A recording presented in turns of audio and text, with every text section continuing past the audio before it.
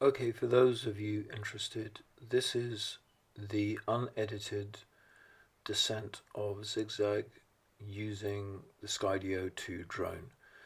And as you can see here, I was waving at the drone in order to get it to lock onto me.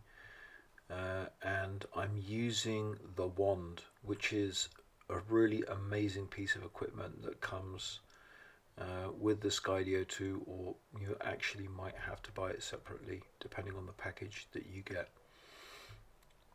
The wand allows you to control quite a few of the functions with Skydio 2, and at the moment I'm selecting the mode that I want it to be on. Skydio calls them skills actually, and it's one of the cinematic skills. So they have two types of tracking: motion track and fixed track. And what I'm using here is fixed track because I want the drone to follow me in a way that the hill is always behind me, and that's the idea, is you maintain a sort of steady angle. And yeah, that's just because the angle I wanted. You also have motion track, which will track you relative to the direction in which you are heading. So it'll always follow you from the front or from the rear, depending on your motion. So yeah, so you can control the distance as well, which is what I'm doing, playing around with the distance. So you can obviously you can do all of that using the wand, and I'm trying to bring it a bit closer, just trying to get the right angle. I haven't spent a lot of time with the drone, but I have been so impressed. You can see some comparison between this, for example, and the Autel Evo 2, which I have spent a bit more time with and tried to get that to track me and follow me while I've been mountain biking. This is the main reason I wanted a drone, is to track me when I'm mountain biking, and you can really see how well the Skydio 2 tracks.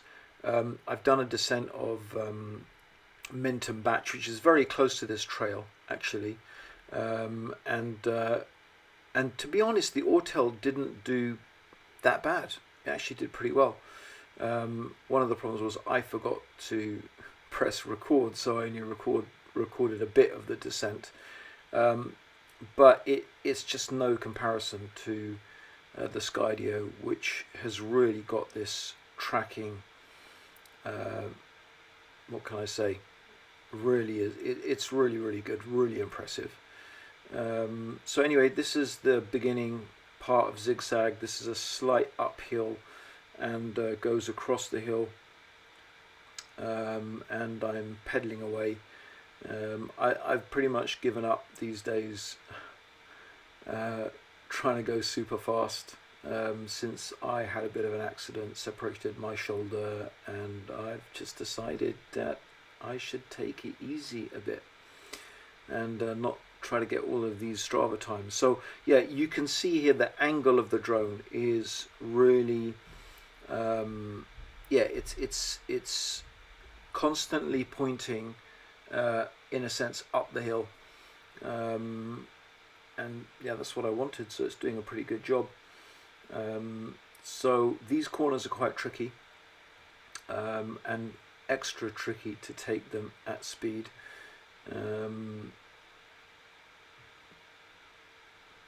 Switchbacks, they call it.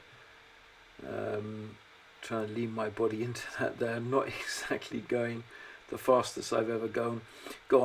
I mean, one of the things is that you find yourself doing unavoidably is constantly looking up to see where the drone is, but I've sort of learnt to trust this drone a little bit. Well, up until okay, there I just totally overshot the track, which is something I did quite a few times when I first started riding here, and I should have known better by now, but I just went in the wrong direction. It zigzags down the hill and I was just going straight. That track actually pretty much leads to nowhere. So look, you can still see I'm going between the trees, it's still tracking me. But just after this descent, as it goes behind the trees, that's it, it loses me now. Now the good thing is that because I have the wand, it doesn't just rely upon tracking me or tracking the image of me.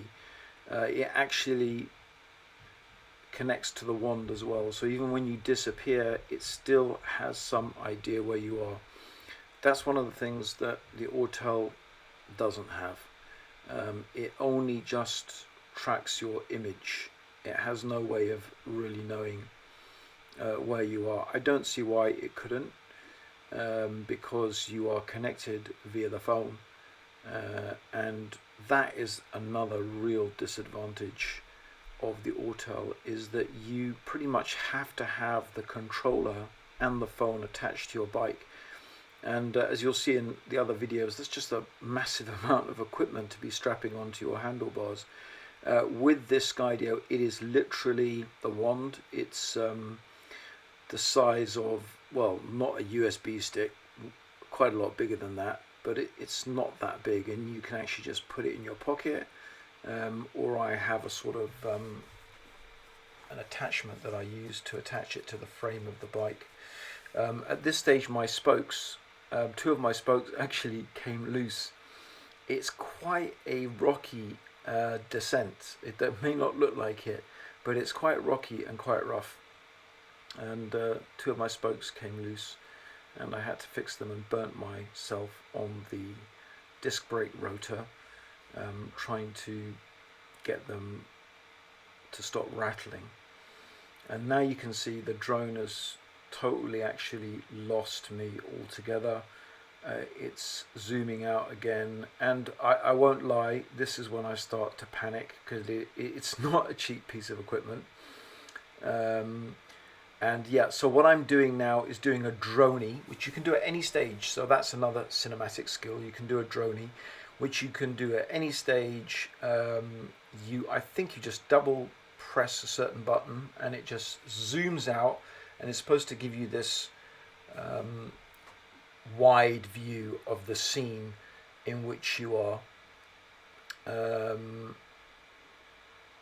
And it worked okay, as you can see, not brilliantly. And then it's supposed to return to tracking you the way it was before, automatically. But as you can see, I'm blocked by the trees, and now what I'm doing is just using the wand to navigate the Skydio to a better position, because it can't see me, it can't film me through those trees anyway. So it's following its skill, it's following its program well, and it's sticking to the angle that I asked it to stick to, but that's just not very useful anymore.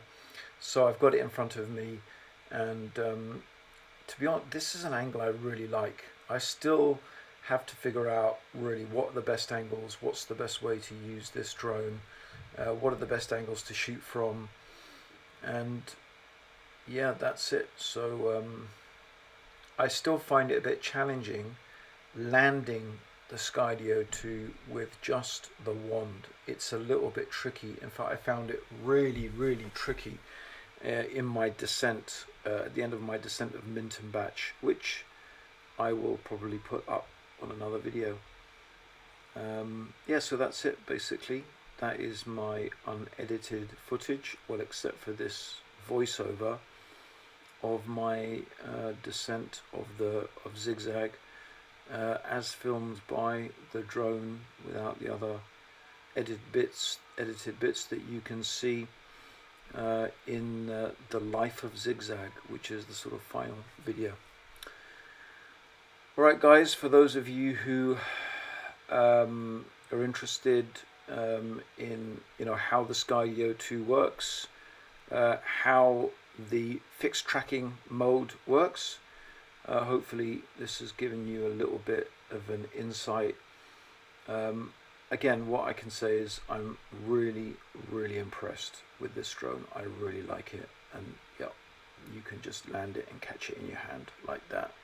as long as you follow the procedures properly. Thanks for watching.